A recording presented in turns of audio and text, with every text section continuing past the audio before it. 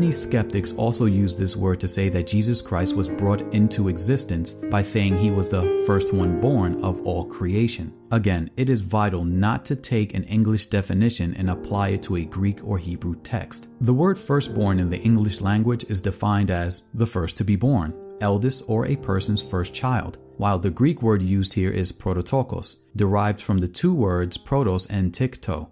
This word can be translated to mean first one born, or it could also be translated to mean preeminence. So which definition do we use? It is important when reading scripture to always read in context, along with using the entire Bible to be your guide if you ever encounter a dilemma such as this. First, let us read Colossians chapter 1 verses 15 through 17.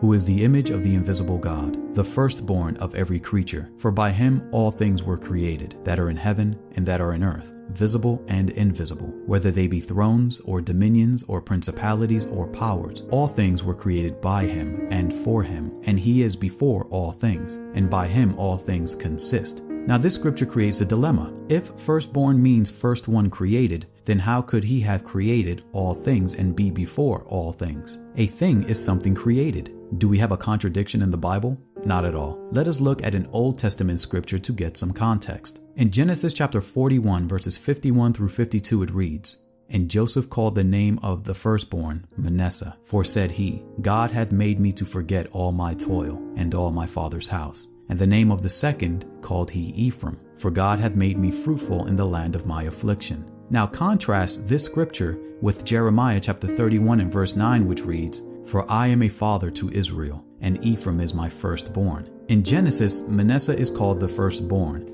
but in Jeremiah, Ephraim is called the firstborn. Which one is it? Ephraim was called the firstborn even though chronologically he was the second one born. That's because the title firstborn is speaking of rank, position, or privilege. Here's another example used in the scripture to highlight this fact. In Colossians chapter 1 and verse 18 it reads, And he is the head of the body, the church, who is the beginning, the firstborn from the dead, that in all things he might have the preeminence. Again, if firstborn only means a chronological order, then this scripture would be a lie because Jesus was not the first to rise from the dead. Lazarus was. As you can see, the title firstborn is speaking of Jesus' preeminence or rank above everyone else. Now the scripture makes sense when it says, Who is the image of the invisible God, the firstborn or preeminent one of every creature, for by him were all things created.